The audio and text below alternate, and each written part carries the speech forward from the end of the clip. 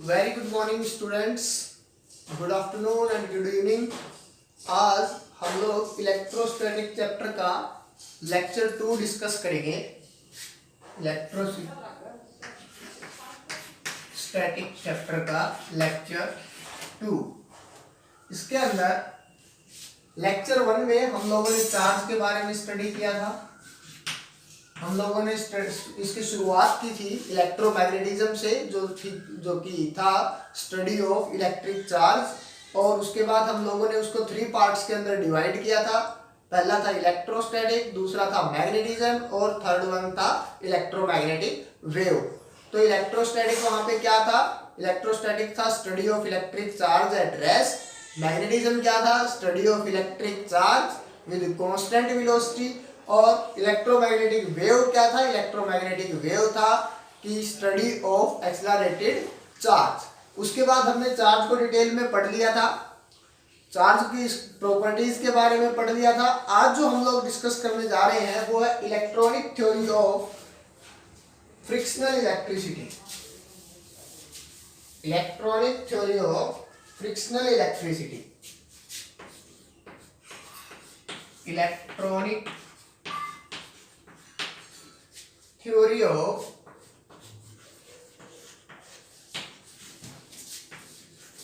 frictional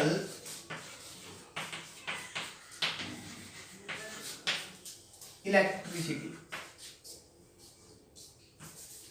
Electronic theory of frictional electricity.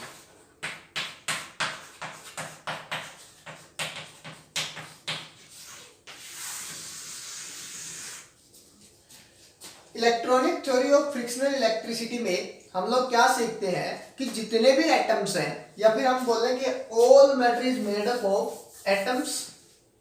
हम लोग लिखेंगे all matter is made up of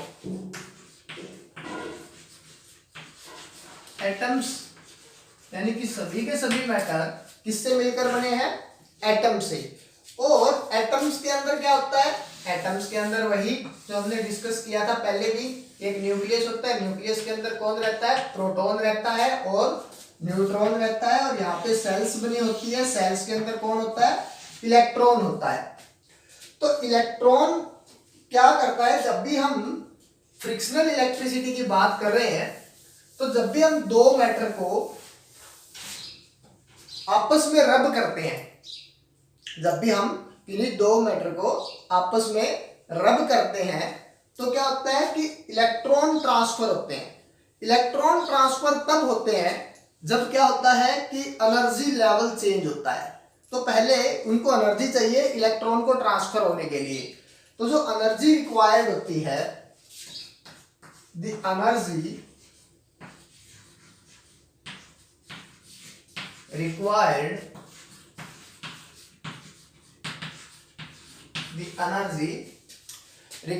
to remove an electron,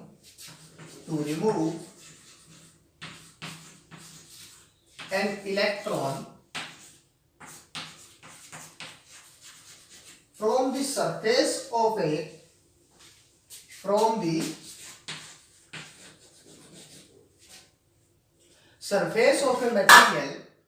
the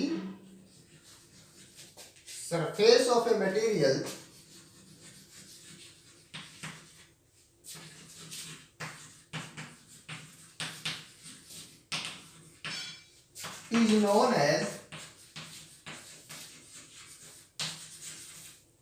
is known as work function, is known as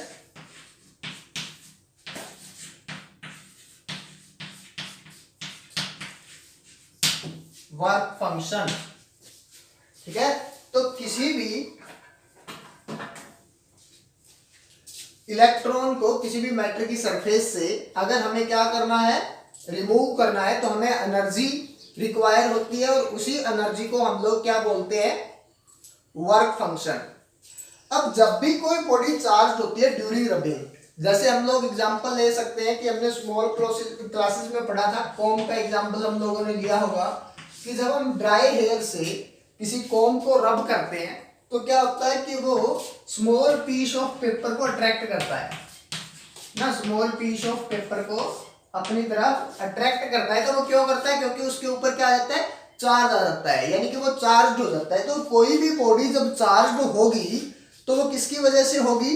due to transfer of electron, due to transfer of electron. और electron कैसे transfer होगा? Electron transfer होगा energy से, ठीक है। तो जितनी energy उसको चाहिएगी, यानी इलेक्ट्रॉन को जितनी एनर्जी चाहिए किसी भी मटेरियल से रिमूव होने के लिए, उसको हम लोग क्या बोलते हैं? Work function. तो हम लिखेंगे कि कैसे कोई बॉडी चार्ज होती है। चार्ज, कोई भी बॉडी कैसे चार्ज होगी, तो हम लोग लिखेंगे the cause of charging, the cause of charging. देखो, जब भी कोई बॉडी चार्ज होती है तो वो किसकी वजह से होती है? इलेक्ट्रॉन के ट्रांसफर की वजह से। कभी भी प्रोटॉन ट्रांसफर नहीं होगा। तो the cause of charging is the actual transfer of, the cause of charging is the actual transfer of electrons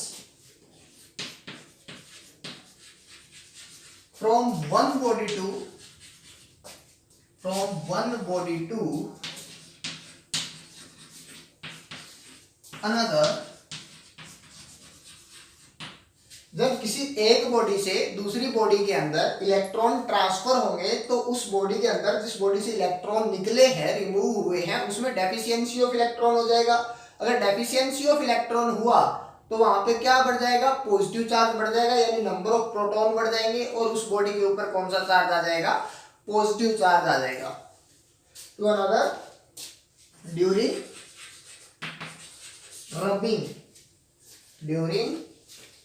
rubbing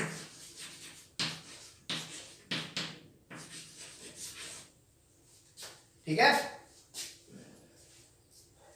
आप इसमें एक लाइन और भी ऐड कर सकते हो कि protons are not transfer during rubbing, ऐसा आप लोग लिख सकते हो। प्रोटॉन्स आर नॉट ट्रांसफर्ड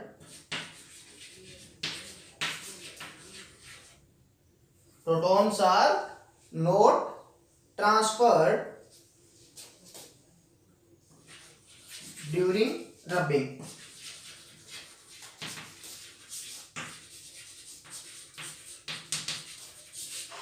तो रबिंग के दौरान क्या नहीं होता? प्रोटॉन ट्रांसफर नहीं करते, केवल कौन ट्रांसफर होता है? इलेक्ट्रॉन ट्रांसफर होता है, ठीक है। और जब भी हम इसके अंदर एक चीज और एड अप करना चाहेंगे, ये आपको बिल्कुल क्लियर हो गया होगा कि सारे के सारे मैटर किससे बने हैं? एटम से बने हैं। और अगर एटम से बने हैं तो एटम के ऊपर चार्ज कौन सा होता है? एटम के ऊपर चार्ज कितना होता है? 0, क्योंकि यहाँ पे नंबर ऑफ इलेक्ट्रॉन और नंबर ऑफ प्रोटॉन क्या होते हैं? इक्वल होते हैं। लेकिन जब क्या होता है कि हम इस मैटर को या फिर इस एटम को किसी दूसरे मैटर के साथ रब करते हैं तो इसके कुछ एक इलेक्ट्रॉन निकल जाते हैं, ठीक है। अगर इसके इलेक्ट्रॉन निकलेंगे तो इसमें नंबर ऑफ प्रोटॉन बढ़ जाएंगे और इसके ऊपर कौन सा चार्ज आ जाएगा? Positive charge. और जिस एटम के अंदर ये इलेक्ट्रॉन गए हैं उसके अंदर क्या हो जाएगा? इलेक्ट्रॉन बढ़ जाएंगे और डेफिशिएंसी रह जाएगी किसकी? प्रोटॉन की। और इसके ऊपर चार्ज कौन सा आ जाएगा? नेगेटिव चार्ज, ठीक है। अब इसके बाद ड्यूरिंग रबिंग जब हम किसी बॉडी को चार्ज करते हैं तो क्या उसके मास के ऊपर कोई इफेक्ट पड़ता है? क्वेश्चन ये है हमारे पास कि जब हम किसी बॉडी को फ्रिक्शनल इलेक्ट्रिसिटी से चार्ज करते हैं तो क्या उसके मास के ऊपर कोई इफेक्ट पड़ता है? तो इसका आंसर रहेगा हाँ, उसके मास के ऊपर इफेक्ट होता है। और वो कैसे होता है? देखो, इलेक्ट्रॉन है, इलेक्ट्रॉन का क्या है? एक फाइनाइट मास है। तो जब वो किसी एक बॉडी से निकलकर दूसरी बॉडी के अंदर जाएगा तो क्या हो जाएगा? उस बॉडी में जहां से वो निकला है वहां पे मास के अंदर क्या आ जाएगा, थोड़ा मास उसका कम हो जाएगा, और जहां पर इलेक्ट्रॉन जाएगा जिस बॉडी में उसका मास थोड़ा बढ़ जाएगा। तो हम लोग लिखेंगे an electron has a finite mass, an electron has a finite mass,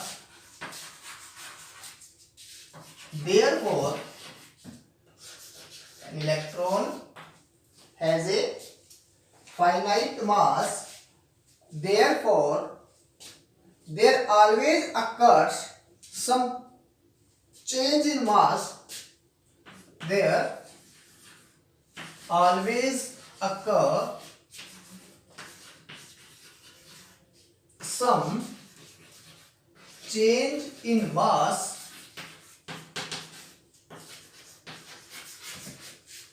during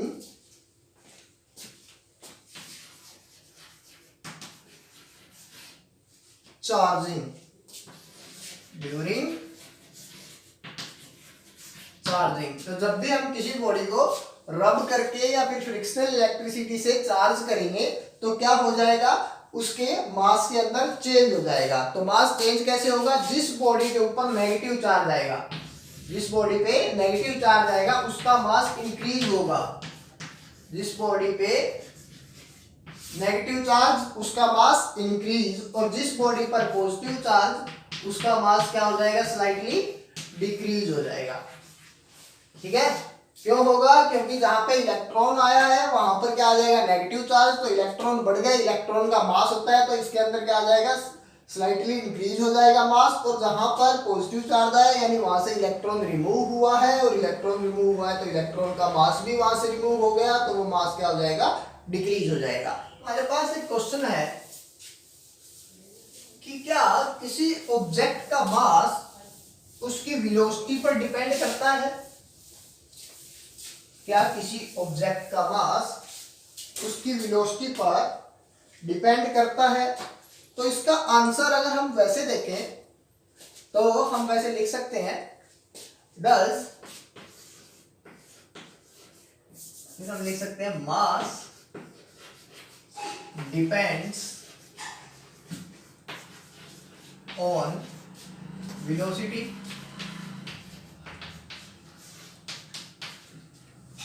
मास क्या करता है, वेलोसिटी के ऊपर डिपेंड करता है।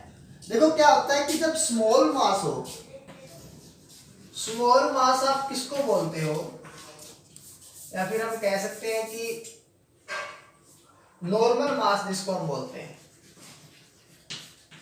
देखिए इसका इफेक्ट तो होता है कि मास क्या हो जाता है, चेंज हो जाता है जब कोई भी बॉडी की वेलोसिटी चेंज होती है, और उसका एक रिलेशन होता है, जो रिलेशन है m is equal to m naught upon root of 1 minus v square upon c square।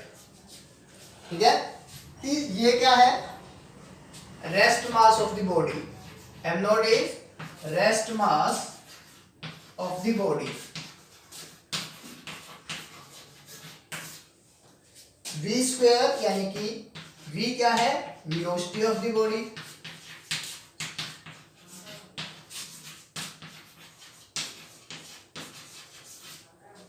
And c क्या है, स्पीड ऑफ लाइट।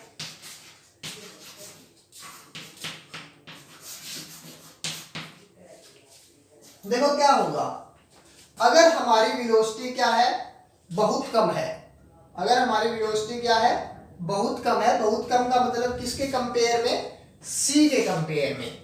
आपको अच्छे से पता है कि c की वैल्यू कितनी होती है, c is equal to 3 into 10⁻⁸ metre per second.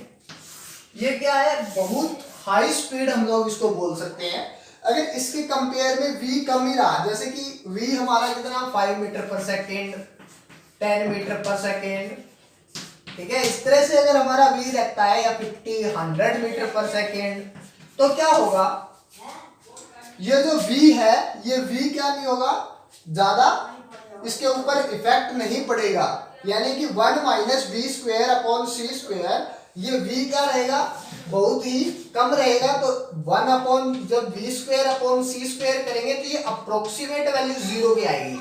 अगर अप्रोक्सीमेट वैल्यू 0 की आएगा, v square upon c square approximate 0 हो जाएगा।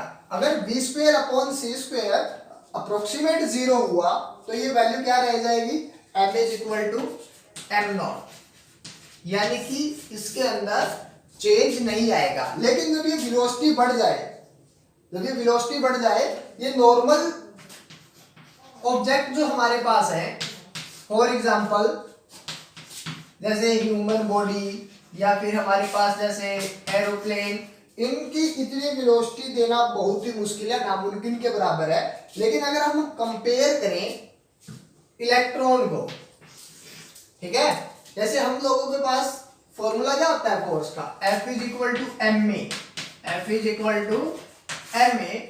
अब ये इतना छोटा मास है इलेक्ट्रॉन का, अगर आपने इसको 1 न्यूटन फोर्स दिया तो क्या होगा, इसके अंदर एक भयंकर एक्सेलरेशन आएगी, जो कि हो सकता है इसके आसपास की वैल्यू बन जाए। और अगर ये इसके आसपास की वैल्यू बन गई तो ये वैल्यू क्या हो जाएगी, 0, और समथिंग अपॉन 0 इज इनफाइनाइट, ठीक है, समथिंग अपॉन 0 इज इनफाइनाइट, यानी कि इसके मास के अंदर क्या आएगा, फिर चेंज आएगा और मास इंक्रीज हो जाएगा जैसे जैसे वेलोसिटी बढ़ेगी। अब इसके बाद हमारे पास जो आपका नेक्स्ट टॉपिक है, वो आपकी जो रियल हेडिंग थी इलेक्ट्रोस्टैट, वो स्टार्ट हो चुका है, ठीक है। यानी कि अब हम लोग पढ़ेंगे कूलम्ब्स लॉ। क्या पढ़ेंगे, कूलम्ब्स लॉ। एक्चुअली लॉज क्या होते हैं, जैसे ग्रेविटेशनल लॉ था, आप लोगों ने पढ़ा होगा, ठीक है, 10th क्लास, एक ओम्स लॉ आप लोगों ने पढ़ा होगा, या बहुत प्रकार के लॉज आप लोगों ने देखे होंगे। लॉ क्या होता है, यानी कि इसको हम लोग वैसे प्रूफ तो नहीं कर सकते, लॉ का कोई भी प्रूफ नहीं होता वैसे। ये क्या होता है कि हजारों लाखों एक्सपेरिमेंट करने के बाद, ठीक है, उसके बाद हम लोग किसी कंक्लूजन पे निकलते हैं कि ऐसा कुछ होता है। तो कूलम्ब्स लॉ हमें क्या बताता है, कूलम्ब्स लॉ